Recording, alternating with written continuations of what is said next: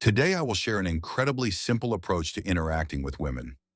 This method will help you, on one hand, avoid unnecessary emotional stress, and on the other, encourage a woman you're interested in to invest in the relationship, develop feelings, and strengthen her attraction over time. At first, you might think it sounds too simple to actually work, but listen until the end. There are important nuances. Take any 24-hour period. It doesn't matter if you've just started texting or if you've already been on a few dates. Throughout this time frame, your actions should completely mirror the woman's behavior. For example, if today is Monday and she texts you first, you can respond if you feel like it. If she expresses her feelings or compliments you, acknowledge it in return on the same day, not later. This timing is crucial. The same applies in reverse. If she takes 2 hours to reply, you also wait 2 hours before responding. If she never initiates a conversation, neither should you.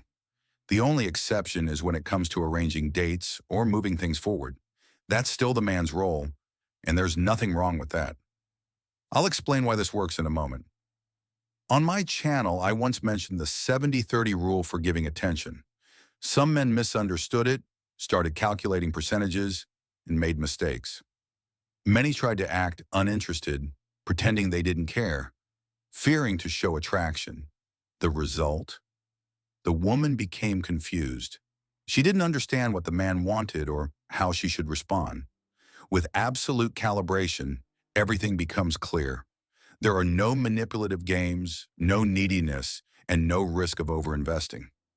This approach isn't difficult in theory, but in practice it requires a high level of awareness and control. If you follow it, it becomes a great experiment and personal challenge. On one hand, it prevents you from losing balance in the relationship.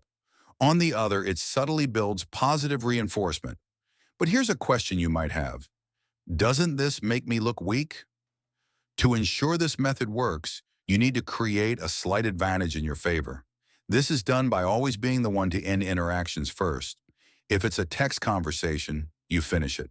If it's a phone call, you're the one who hangs up first. If it's a date, you set the time limit and decide when it ends. Another subtle yet important point.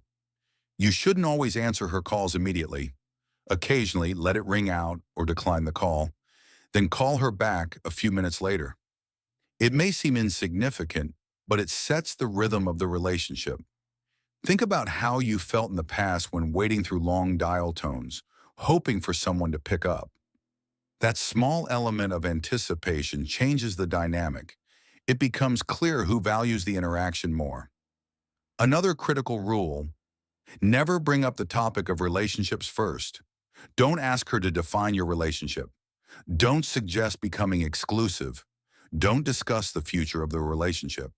This is her role. She will do it herself. All you need to do is stick to the system.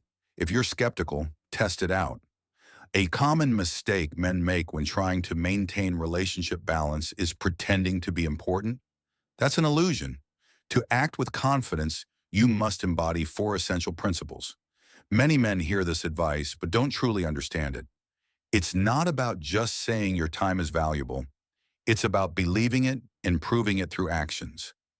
Here's how to test it. Split your daily activities into 2 lists.